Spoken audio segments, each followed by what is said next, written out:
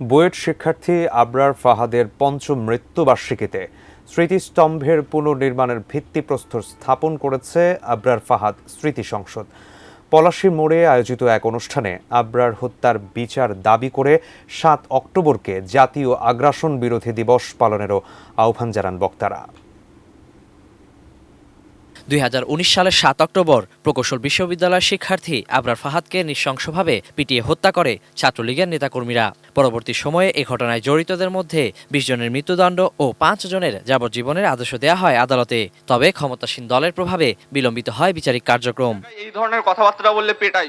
মৃত্যুর পঞ্চম বছরে আবরারের স্মৃতিতে পলাশীর মোড়ে স্মরণ সভা ও আগ্রাসন বিরোধী ৮ স্তম্ভের পুনর্নির্মাণের আয়োজন করে আবরার ফাহাদ স্মৃতি সংসদ। অনুষ্ঠানে যোগ দিয়ে আবরার সহ আওয়ামী লীগ সরকারের আমলে সকল হত্যাকাণ্ডের বিচারের দাবি জানান আবরারের ছোট ভাই।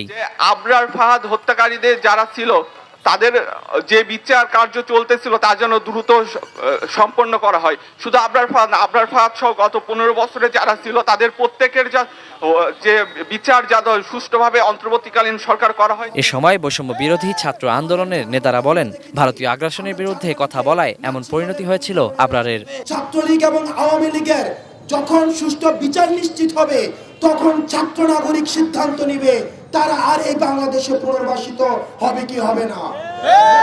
আমাদের জানা মতো আমরা দেখেছি আমরা জার্মানিতে নাৎসি দলের কোন ধরনের রাজনৈতিক কোনো অধিকার নেই। স্বাস্থ্যকর অল টাইম ফ্যামিলি কেক, সব সময় অল টাইম হেলদি লাইফ। যেন ফ্যাসিস্ট হাসিনা এবং তার দোসররা পরবর্তীতে বাংলাদেশে তার ওই যে ফ্যাসিবাদ, তার ওই যে রাজনীতি, অপরাজনীতি, অপসংস্কৃতি এই বাংলাদেশের ইতিহাসে সেগুলোর যেন আর কোনোদিন স্থান না পায়। বঙ্গবন্ধু এভিনিউর নাম পরিবর্তন করে আবরার ফাহাদ এভিনিউ করার দাবি তোলেন আমার দেশ পত্রিকার সম্পাদক মাহমুদুর রহমান।